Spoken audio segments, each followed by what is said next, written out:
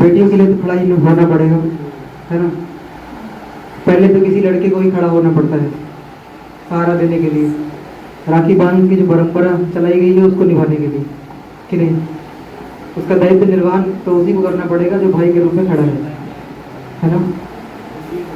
ये बात बहुत हद तक समाप्त, मतलब समाधान हो गया है इसका, कि बेटी और बेटे में फर्क नहीं है, लेकिन अभी भी ये है, बहुत लंबा मुद्दा है।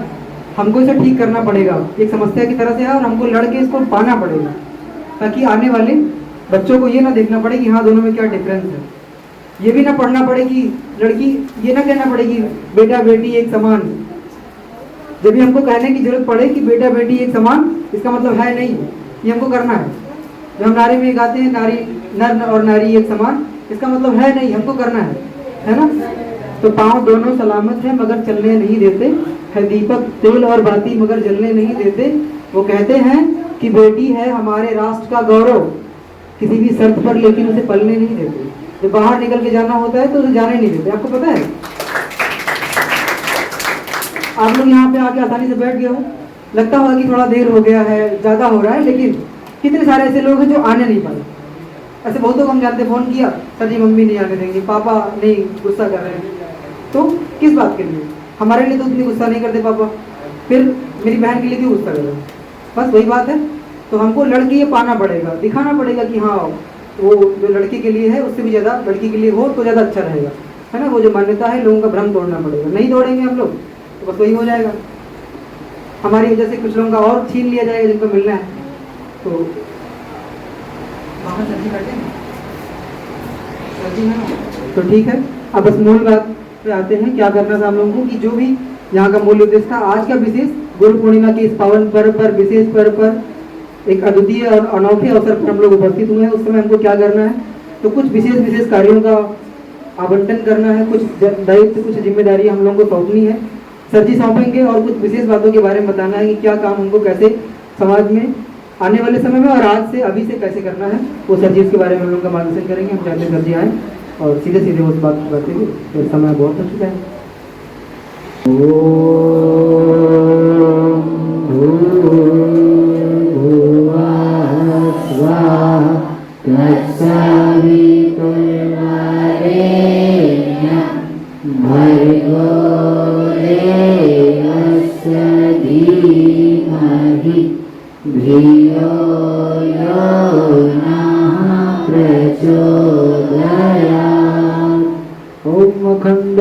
खंडमंडलाकारं व्याप्तदेव चराचरं तत्पदं दर्शितं येन तस्मै श्रीगुरवे नमः।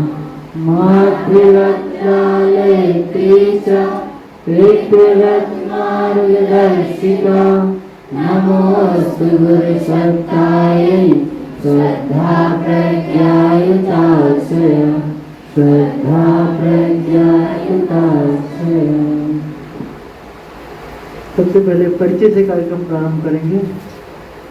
अपनी बात, जिस धरती पर बैठे हैं आप, जहाँ बैठे हैं, ये शक्ति का एक जखीरा यहाँ है। इतनी शक्ति यहाँ है जिसका अंदाज़ा लगा पाना सबके बस की बात है नहीं। इतनी ऊर्जा भरी पड़ी है कि पूरा जिला उसका लाभ ले, इतनी शक्ति यहाँ भरी पड़ी। बहुत ऊर्जा, बहुत शक्ति, हर स्तर की। ये ऐसा स्थान है कि मैं तो कहूँ दूर दूर तक आप जाइए, एक भी मंदिर ऐसा नहीं मिलेगा जो इसकी तुलना में ठहर सके। मैं तो कहूँ सारे मंदिरों को आप जोड़ लें, जितना भी आप जानते हो आसपास का, सबको जोड़ लें और सबकी शक्ति मिलाइए तो ये उसके ऊपर चढ़ जाएगा सीधे, इतना भारी पड़ जाएगा। यहाँ की ऊर्जा इतनी है, एक ये बहुत चैतन्य है। कारण इसका एक है, एक तो ये है दुनिया में सबसे ज़्यादा शक्तिशाली मंत्र गायत्री महामंत्र, इसका यहाँ लंबे समय तक जप किया गया है। एक मंत्रों का जप, महामंत्र का जप, इसकी ऊर्जा। दूसरी ऊर्जा क्या है, उससे बढ़ करके यहाँ एक भी व्यक्ति आता है तो पवित्र भाव के साथ आता है, पवित्र चिंतन के साथ आता है। आप कितने भी कार्यक्रम में आए होंगे, अगर 1000 लोग भी आए होंगे तो एक ही 2 लोग अवड़ा वोड़ा मिले होंगे, बाकी सबका दिल पवित्र है, मन पवित्र है। अगर उनके मन में कुछ कूड़ा कचरा रहा भी होगा, यहाँ के प्रवेश से, यहाँ की बातें सुनने के बाद वो भी निकल जाता है।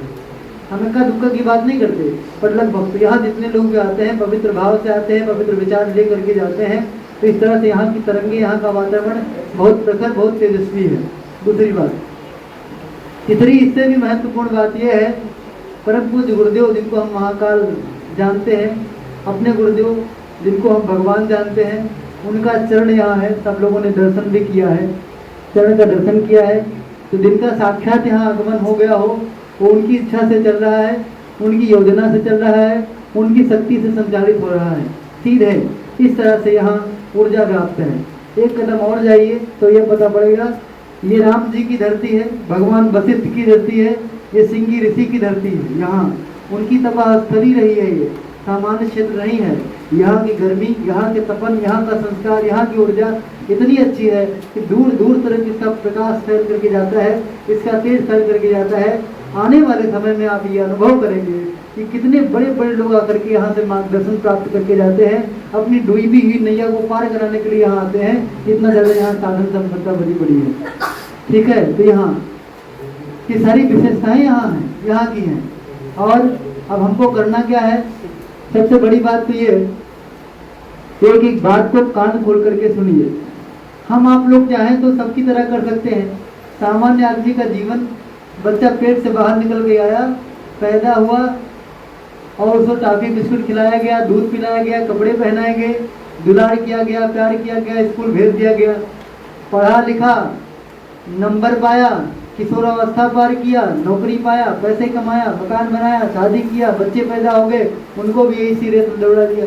यही आम आदमी की ज़िंदगी है। 19-20 का अंतर है। कोई पैसे के मामले में कुछ कम ज़्यादा, कोई पढ़ाई के मामले में कुछ ज़्यादा, कोई गाड़ी घोड़ा के मामले में कम ज़्यादा हो सकता है, पर आखिर जी ऐसे ही रहे हैं, बिल्कुल ठीक ऐसे जी रहे हैं। जबकि संसार बहुत दुखी है, बहुत पीड़ित है। हर व्यक्ति का मन, हर व्यक्ति का हृदय दुख से, कष्ट से त्राहि त्राहि कर रहा है। उनके मन में सद्बुद्धि नाम की चीज़ नहीं है। आप कल्पना करके देखिए, अगर आप स्कूल के बच्चे हैं, स्कूल का अगर कार्यक्रम आप देख लें तो स्कूल का कार्यक्रम ऑर्केस्ट्रा से भी बदतर होता है। वहाँ के जो कार्यक्रम है, एक से बढ़कर एक ऐसे गाने पर जो बच्चों को वासना की तरफ ढकेलते हैं, कामुकता की तरफ ढकेलते हैं, ऐसे ऐसे गानों पर डांस कराते हैं स्कूल वाले। और उसमें प्रेरणा नाम की कोई चीज़ ही नहीं है। केवल गाना गाओ, ठुमका लगाओ, जैसे ऑर्केस्ट्रा वाले सब करते वही। और जो बच्चे देखने वाले हैं, जो लोग पार्टिसिपेट करते हैं, बिल्कुल उसी की तुलना कर सकते हैं ऑर्केस्ट्रा वाली सीटी से। वैसे वो सीटी मारते हैं, वैसे वो हुआ हल्ला करते हैं। और तमाम डंडे का जोर, तमाम लाठी का जोर, दो डंडा लेके, छोटा लेकर के 2 सिपाही भी बैठा रहता है, उसके बाद भी कुकर्म वहाँ का बंद नहीं होता। ये स्कूल की व्यवस्था ऐसी है। अगर आप धर्म के क्षेत्र में जागरण में चले जाइए, जागरण की स्थिति इससे भी दयनीय है, इससे भी बुरी स्थिति हो गई है। जागरण की ओर की बात है, जो उसको देखा वो पूरे संसार में सो गया हो, वो डूब गया, उसके अंदर चैतन्यता नाम की चीज मर गई, अंतरात्मा सूख गया, मर गया, कुछ सही नहीं है। उधर की बात चली गई। जिधर भी आप देखो पीड़ा, परेशानी, दर्द, लोग दुर्गति से जूझ रहे हैं। हम कहने को टाई बेल्ट वाले हैं, कपड़े वाले हैं, पढ़ाए लिखे हैं, हम इंटरमीडिएट पास कर लिया, हम अच्छे परिवार के, अच्छे खानदान के हैं, गोरी चमड़ी है, हम सब कुछ हमारे पास भरा पड़ा है। लेकिन जैसे ही कोई कार्यक्रम होगा, चाहे वो बर्थडे होगा, शादी होगा, विवाह होगा, ऐसे अश्लील गाने बजाते हैं जो माँ को, बहन को, दीदी को, भाभी को, सबको न्योते एक तरफ से। ऐसा गाना बजा करके हम लोग अब अच्छा महसूस करते हैं। कितनी दलिद्री आ गई है, अंदर से आदमी कितना दलिद्र हो गया है। बक्सा उठा करके, अगर आपका बॉक्स उठा करके देखा जाए तो आपके बक्से में कपड़े की जोड़ियाँ एक से बढ़कर एक पड़ी होंगी, और पड़ोसी नंगा घूम रहा है, उसको चप्पल भी नहीं है, एक पाजामा भी नहीं है, लेकिन वो हम प्रत करके दे नहीं सकते, लाद करके लेकर के जाएंगे। दिल बहुत छोटा हो गया है, हर आदमी परेशान है। जिस पैसे के लिए, जिस रुपए के लिए, जिस सब्जी के लिए, जिस कपड़े के लिए, जिस लोटा बाल्टी थाली के लिए, जिस सामान के लिए, जिस जमीन के लिए बगल वाला परेशान होगा, जिस कमरे के लिए परेशान होगा, वो सब हमारे यहाँ ऐसे पड़े हैं। लेकिन अपना दिल नहीं खुलता कि उनको हम दे दें, साझा कर लें। दिल बहुत छोटा हो गया है। कभी किसी ज़माने में बात होती थी, अगर एक गांव में एक बिटिया की शादी होती थी तो हर घर से लोग चारपाई देते थे, हर घर से लोग बिस्तर देते थे, हर घर से लोग सब्जियां और राशन देते थे, हर घर से 5-5 लोग आते थे, 4-4 लोग आते थे, 2-2 लोग आते थे और बारातियों की सेवा करते थे। जरूरत जो पड़ जाए, एक घर की बेटी की शादी हो, वो सारे घराने की बिटिया है, वो सब लोग बराबर मदद करते थे। आज के डेट में अपनी बेटी की शादी है, अपना चाचा मदद करने के लिए राजी नहीं है, अपना भाई मदद करने के लिए राजी नहीं है, कोई अपने परिवार का भी खड़ा होने के लिए राजी नहीं है। शादी विवाह तो एक बात हुई, वक्त बढ़ रहा हो तो आदमी जो है पानी देने के लिए राजी नहीं है, दवा देने के लिए राजी नहीं है। कल्पना करके देखिए, समाज में आग लगा हुआ है। किन बातों का आग लगा हुआ है? ना आदमी के पास खाने की कमी है, कोई व्यक्ति भूखा नहीं सो रहा है। ना पहनने की कमी है, कोई व्यक्ति नंगा नहीं घूम रहा है। न छत की कमी है, कोई व्यक्ति बारिश में नहीं रात को सो रहा है। सबके पास छत है, सबके पास मकान है, सबके पास मोबाइल है। सब लोग ऐसे, कोई व्यक्ति ऐसा नहीं है यहाँ लिखे हुए हिंदी की भाषा नहीं पढ़ सकता। सब लोग पढ़े लिखे व्यक्ति हैं। फिर क्या दिक्कत है? सब कुछ होने के बाद, मित्रता है, स्कूल है, हॉस्पिटल है, सड़कें हैं, सब कुछ है, उसके बाद में फ्री का राशन पानी भी मिल जाता है। उसके बाद भी आदमी दर्द से करा रहा है, दुख से पीड़ित है।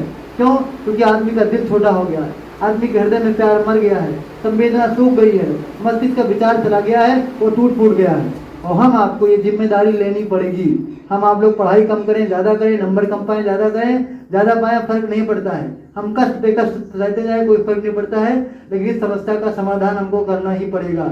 यहाँ 60 लोग बैठे हैं, लगभग 50-57 लोग तो हमने गिना था, लगभग यहाँ 60 लोग बैठे हैं। किसी के बर्थडे में अगर 60 लोग पहुंचते होंगे ना, तो वहां अब तक 2-4 नौटंकी हो जाती होगी। इनकी चुगली, उनकी चुगली, उनको गाली, इनकी गाली, उनकी बुराई, उनकी बुराई, उनकी निंदा, इनकी निंदा, उनकी आलोचना, इनकी आलोचना, आपको यही सब देखने को मिलता होगा। यहाँ रत्ती भर आपने देखा नहीं होगा। आप देखिए, ये जो बच्चे आए हैं सुबह से शाम तक लगभग 4-5 घंटे से सब लोग हैं, पर एक भी कुकर्म का चिट्ठा आपके पास नहीं होगा जिन्होंने कुछ भी खराब काम किया हो। सब लोग अच्छे हैं, पर ये बात और जगह आपको देखने को नहीं मिलेगी। और ये भी आपका सौभाग्य है, इतनी गर्मी में कोई व्यक्ति अपने यहाँ बंद नहीं कर सकता है। जैसे भाई साहब बोल रहे थे, आपको भले ये लगता हो कि 1 घंटा लेक्चर ज़्यादा लिया गया, समय ज़्यादा बढ़ा दिया गया। अरे आप उन सौभाग्यशालियों में हैं, घर से बाहर निकल के यहाँ तक आ तो पाए। बहुत सारे लोग हैं जो घर से बाहर निकल करके उनको सब्जी की दुकान पर जाने नहीं दिया जाता, वो मेला घूमने नहीं जा पाते हैं। बहुत बच्चे तो ऐसे हैं, स्कूल और कोचिंग नहीं जा पाते, मजबूरी में स्कूल लोगों ने भेज दिया तो ट्यूशन करने के लिए नहीं जाने देते हैं। तरह तरह का प्रतिबंध उनके पास है। आप उन भाग्यशालियों में से हैं जो घर से निकल करके आए और यहाँ पर उन लोगों की बातें सुन रहे हैं जिन्होंने अपने जीवन में कुछ किया है, कुछ जिया है।